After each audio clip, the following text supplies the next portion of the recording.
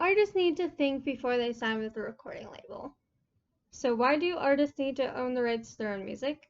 Well, Taylor Swift has had a very long legal battle with her going on with her music.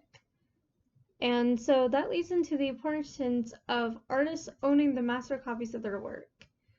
Well, artists should have control of their own art. So why do they need to own the rights to their music?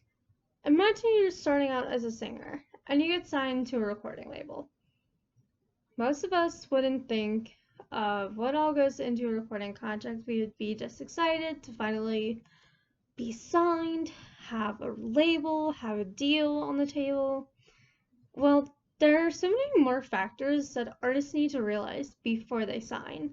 So every time music is played or downloaded, royalties are given to the owner of the music. If an artist does not own their masters, then they only receive a small portion of the royalties associated with the playing of their music. They also have no control over where their music is played and when it is played, according to a Muse from 2022. Basically, if you don't own your masters, then you don't own your own work, and you lose power over what you can do with it. And this is exactly what happened to Taylor Swift in the legal battle that ensued. So in 2005, Taylor Swift was signed to Big Machine Records. Her contract expired in 2018, but she did not own the masters to her first 6 albums. In an underhand move, Big Machine Records sold her masters to another company without her knowledge, and this is from 2021, and she wanted to know when and how her music was being used. For example, if the owner of the masters wanted to use the song in a commercial, they could. This is not something that she wanted.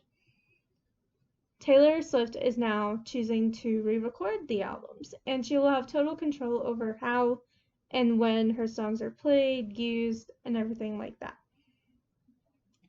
Most artists do not take the time and expense to re-record their music, but with her tour being canceled, on hold, from when the pandemic hit, she had the opportunity to start the process, and she vowed to do that, to get control, since her old label would not let her buy her masters back from them.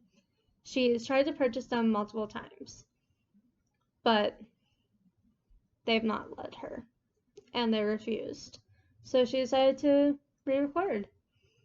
And now these recordings haven't changed much from the originals, but there's just a maturity to her voice, and her fans and me personally have been loving it. Being so public with her struggle to own her own music, she has made other artists' stories come to light. And there are so many more examples of artists not owning their music. For one example was JoJo. At age 12, she became one of the youngest artists to land in the top charts with hits like Too Little Too Late and Leave, Get Out. The record company she signed with was having problems and not releasing any more of her music. Hundreds of her songs went unreleased, according to Chart 2021. After not being able to sign with another label, she spent 10 years fighting to be released from her contract. She was also able to gain the rights to her music, and she recorded her past songs for her fans to hear, as the old company would not release them to be played. So just like Taylor Swift, she recorded her very first 2 albums. And another artist, Olivia Rodrigo, has been listening to Taylor Swift and JoJo's struggles. She is now 18 and on the brink of stardom and wants to be a songwriter. It has been said that she is following in Taylor Swift's footsteps, according to Algorithm 2021. She signed a recording contract back in 2021, and she now has control over her master recordings thanks to Taylor Swift. She said she was inspired by Taylor Swift's fight to own her own music. And that's a great way for artists to think before they sign. So artists need to do their research before they sign the record label.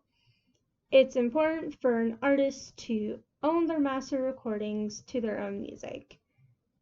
And when they do this, they have control over how, when, and what happens with their music. They will be able to have it played where they want it to be played.